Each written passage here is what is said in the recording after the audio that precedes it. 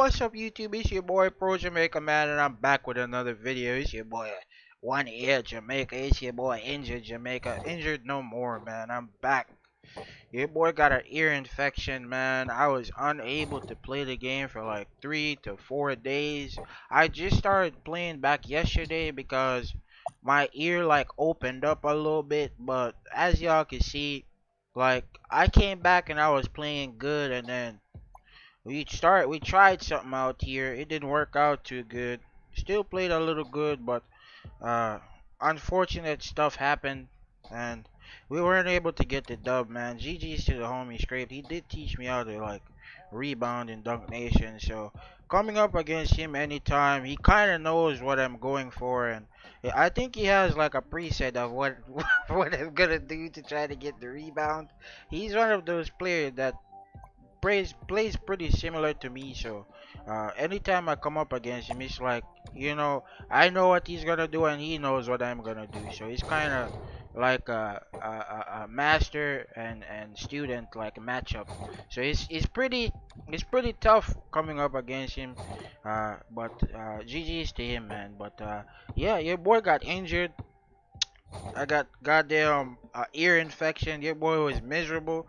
I was depressed, bro. I couldn't upload for how many days. I'm still not able to even talk properly because I was I had to adjust so many days, like with my jaw, like set it in a certain way to where it wouldn't hurt my ear. Like I'm still adjusting to like, you know, positioning my jaw, like properly. But your boy is back, man. Back to make videos. Today's video is on how to close out games. A lot of people have been, what I'm saying, selling games, and pretty much this was the reason why we lost. Pretty much, the game that we lost against Scrape, we couldn't close out the game, man. The people got excited and stuff like that, and yeah, here I am to give you guys some tips on that. So let's get into the game. Is really helpful in providing you a lot of, what I'm saying, resources in order to practice different types of things. If you want to score, if you want to practice guarding, passing. Like for me, in a way, I didn't even know how to use putback dunk. Like I had to practice on how to do putback dunk because I wasn't doing it properly. And putback dunk is one of the like core center skills if you're playing center. Like I literally didn't know how to use it until I practiced and basically mastered how to do it. Well, not master, but I know how to do a putback dunk now thanks to, what I'm saying, the resources provided to me here. But yeah, anytime you guys want to test anything out, like this is the best thing to do. You just jump in a match or jump into the training ground and just hit, what I'm saying, whichever. Like this one, the bot doesn't move on this one, so you basically have a free court.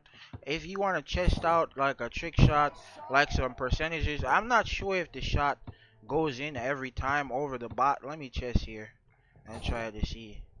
Yeah, it goes in every time, so it might not be a good fit for oh, I jumped it early.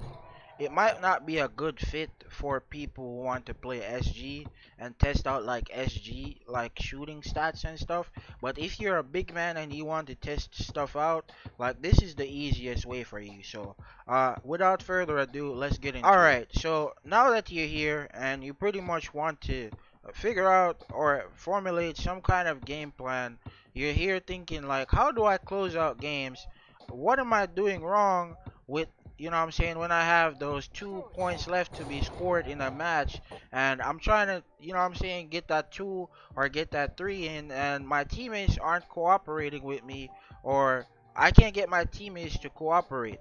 Uh, this video is basically on how to get your teammates to, what I'm saying, get on the same page as you. Now, this might not work if you're playing regular matches. If you're playing regular matches with randoms, guys, you're gonna get sold. Like it's like a 1 in 10 chance if you're playing regular matches.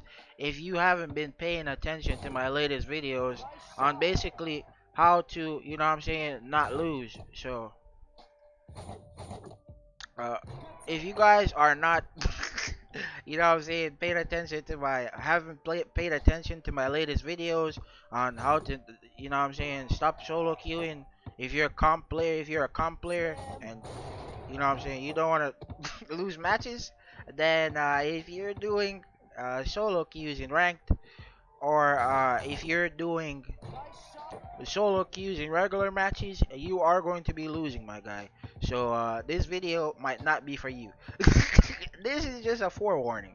But yeah, enough of that. Let's get right into it. So first of all, if you're on a team, right, and you're playing double PF point guard, center, SG, point guard, center, goddamn SF, whatever you guys play in order to, you know what I'm saying, get your comp or do what type of gameplay style you want to do. Uh, First of all, whenever you start the offense, right, who do you give the ball? This is what you want to think about when you're trying to close out a match. Who have you been giving the ball for most of the match, or who has been receiving the ball for most of the match in order to set up the play? Of course, it's going to be the point guard, right? Now, if you have not been passing the ball to the point guard and you've just been goddamn passing it to the scorer right off the bat, now you're gonna you pretty much you've pretty much figured out why you're looking for this video in the first place, right? So you might have some kind of errors in your play because you're making your scorer or target right off the get-go in the offense, right?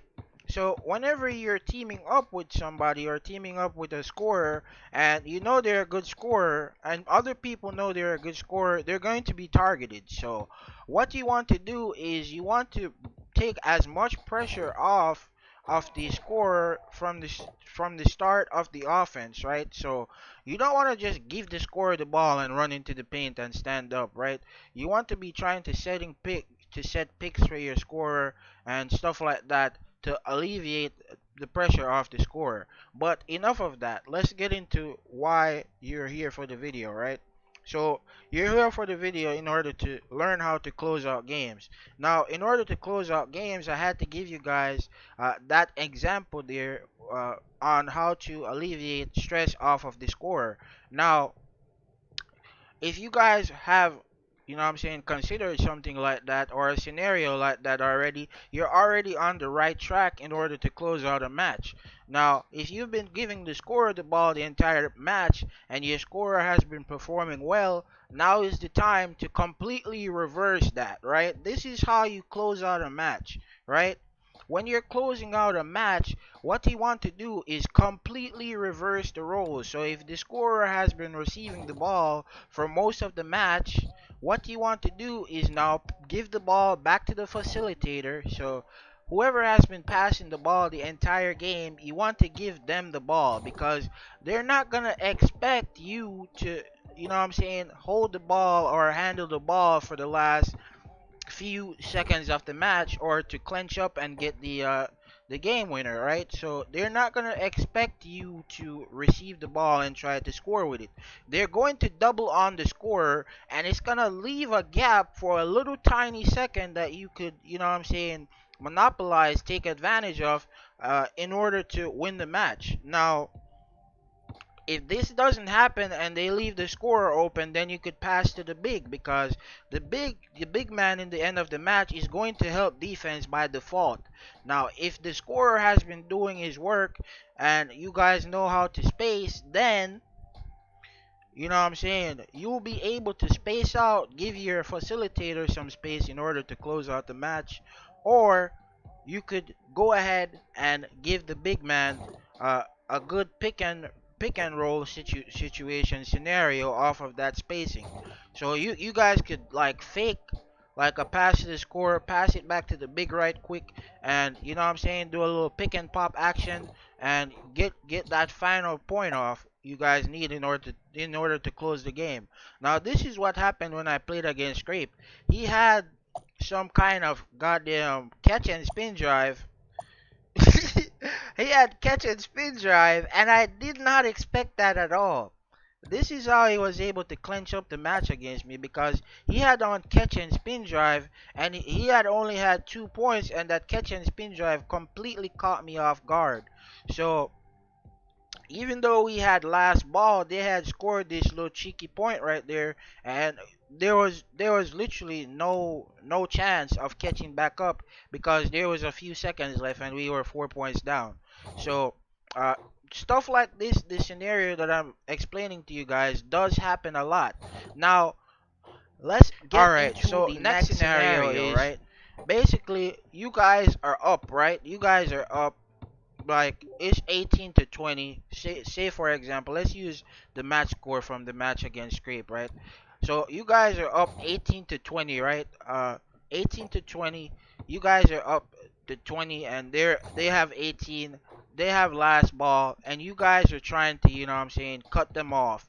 Now, basically, if there's low time left on the clock and you guys want to close out a game, uh, when basically when you have the lead and somebody is trying to get a game winner or tie the game, what you want to do is pressure them as much as possible. You guys don't really have to heavily defend like that. What you want to do is stop their movement. So you want to face them up. When I say face them up, let me show you guys what I mean, because a lot of people don't understand these terminologies that I use when I make these kind of videos, and it leads them to ask me a lot of these questions. When I say face up, I mean like this. What you want to do is hinder their movement as much as possible because they have low time to score and they're gonna be advancing towards the rim, right?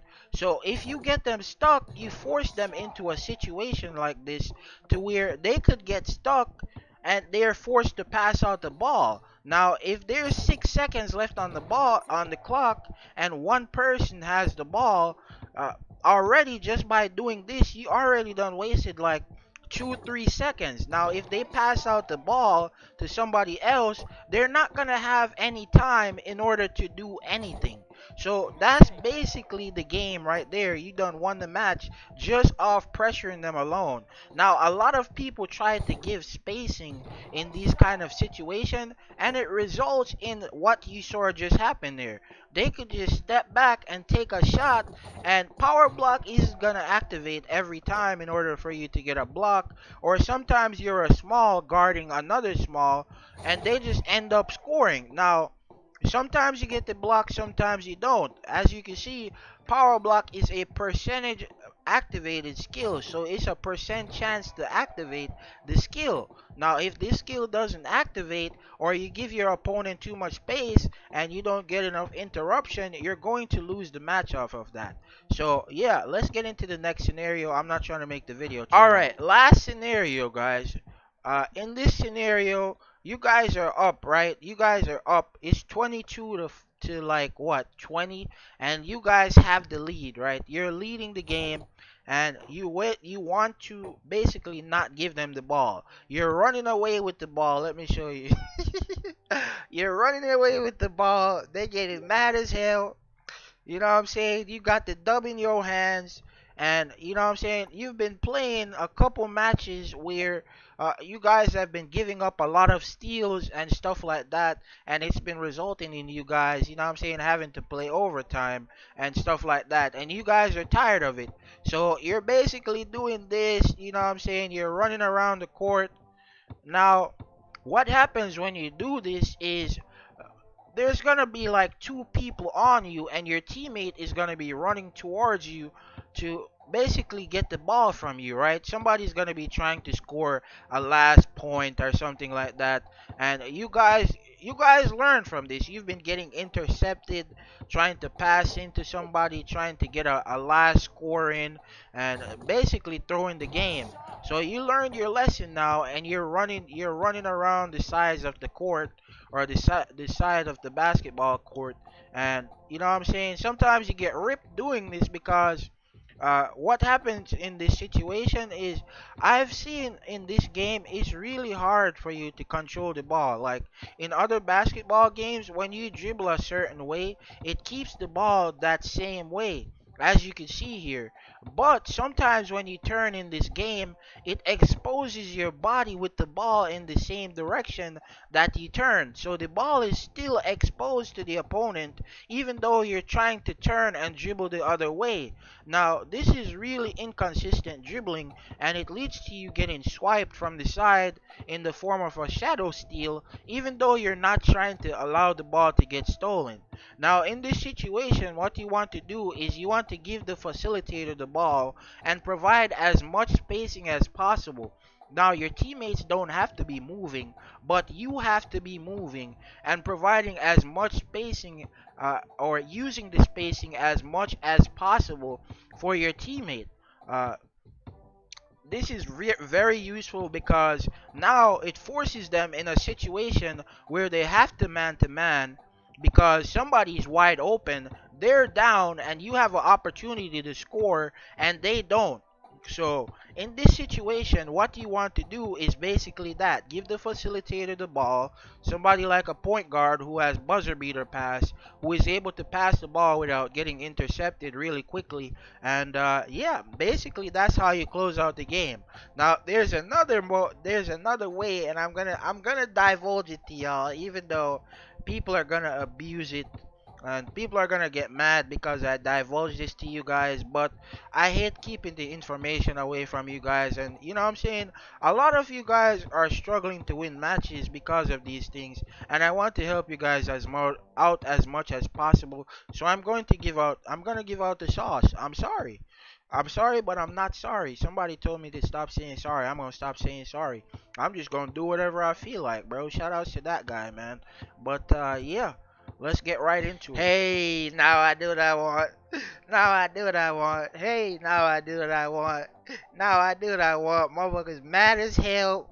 Everybody know, I know y'all done seen somebody do this already. Motherfuckers mad as hell, trying to steal the ball from behind you. But guess what? They can't do it. They can't do it. Basically, this way protects the ball because your entire body is turned towards them, so they're stealing into your body. And as you can see, the ball is protected in a post-up position uh, on the edge of the court to where nobody is able to steal the ball from you. Now, this is not a glitch, it's actually part of the game. It is not a glitch, it is not an exploit whatsoever.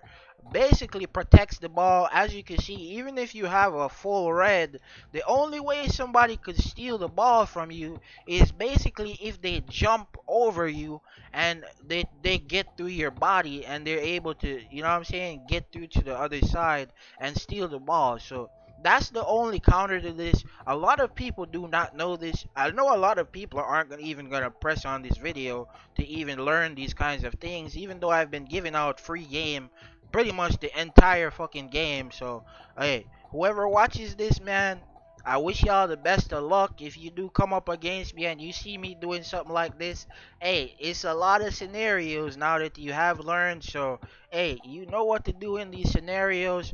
Make sure y'all take advantage of these things, man. And yeah, it's your boy Pro Jamaica, man, and I'm pretty much out of here. Peace.